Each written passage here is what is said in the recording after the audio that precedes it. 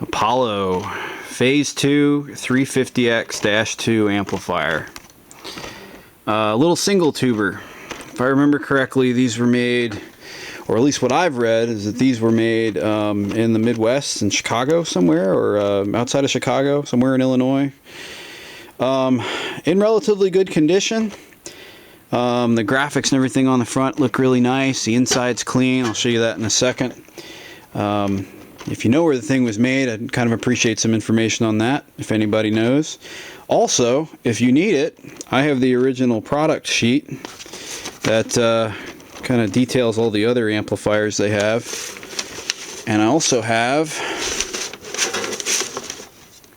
the schematic for it, which I imagine would be helpful to somebody. If you need that, I have electronic copies of them. I can send it to you in an email, just in case you do need it.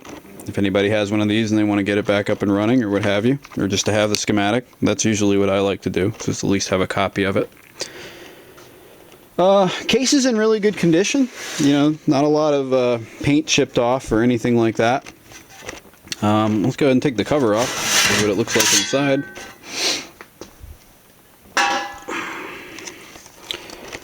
So, you know, pretty basic. There's your tube. It's a 6LQ6 or 6JE6C. Here's the, oops, sorry about that. Here's the, you know, the board for the, for keying. There's your relay. Now it's got 2 transformers in it, and it's also got 2 fuses. On the schematic, what it tells you is that you can go down somewhere in here. I think there's a little, no, sorry, it's right over here. And you can rewire it to work on 240 volts. That's what it says. I, you know, don't know if these made their way to countries that use 240 or what the deal might have been with that. That was kind of interesting to me when I first saw the schematic and noticed that about it. I thought that was kind of weird. Never seen that on another amplifier. Now I know bigger ones, you know, even ones that we have in this country or elsewhere, you know, your big ham amps that do, you know, 1.5 kilowatts plus, you can run them off of higher voltage.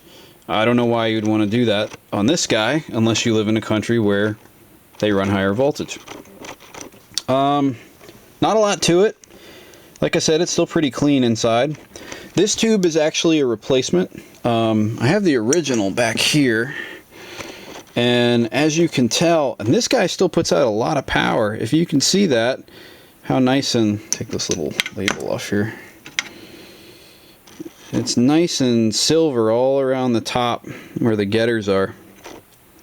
And the bottom looks kind of nasty. I'll put the camera down, see if I can focus it in a little better. Hold on a second. Alright. So yeah, you can see how nasty that guy looks, but it still works, which is great. The tubes in this guy that's one of the things I don't like about it, I guess, is they seem to run a little warm. And I was very surprised that this one works. It doesn't have a branding on it. I think the one I put in here was a Sylvania, or yeah, it might have been something else. I don't remember off the top of my head. I don't even remember what other amp it came out of, because I did replace the tubes in one of the other amplifiers I have. And that was a leftover because it still worked and the other one was bad. Let me put the cover back on real quick and fire it up, and I'll show you what it can do.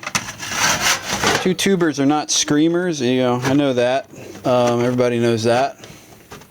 I'm sorry, not 2 tubers. Single tubers are not usually, you know, real big screamers, but this one puts out a healthy little bit of power, and I don't know, I just like it. It's a neat little amp, and it's in relatively good condition.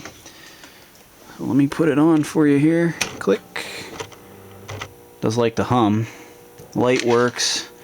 Wouldn't mind it if this was lit up, but you know, what can you do?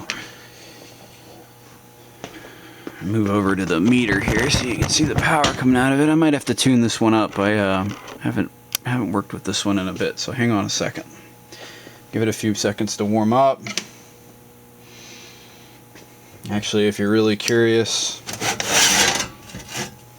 I don't really like messing with this stuff with the cover off. That's what the tube looks like in operation.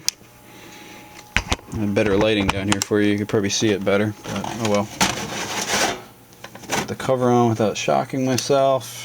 Get the light back on. And we should be ready to go. This thing heats up pretty quick. 40 watts, 60 watts, 80 watts, 100, 20, 10. I mean, we're going to go past that. So, oh, I do need to tune it up just a little bit. And maybe a lot more than that. Interesting.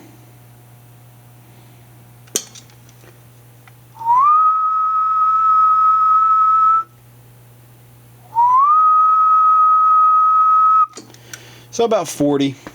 Does swing a little bit. Nothing crazy, you know. And again, I'm not driving the hell out of this thing. I don't really like to. Let's see what it'll do on sideband. One of the things that's really funny about this switch on the front. It's like when you switch it, it interrupts the power for a second. I don't really like that, but you know, what can you do? Alright, so we're on lower sideband, and we'll see how much power it'll put out on lower sideband. Hang on a second. So getting up there, maybe close to 60, 55, 60, something like that.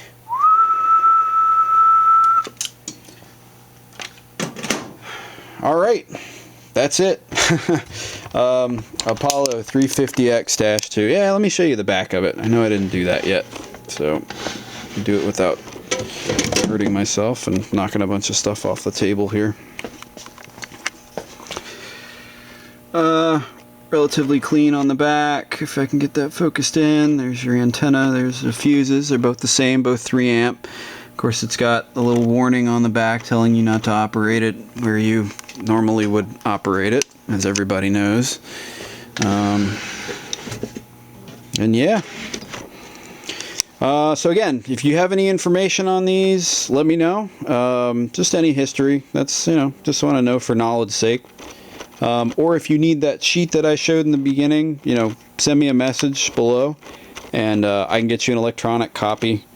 You know, I could send you a printed copy, but I'd much rather send you just a PDF, because I already have this thing scanned and ready to go. And that's my video. Apollo Phase 2 350X-TWO. Thanks.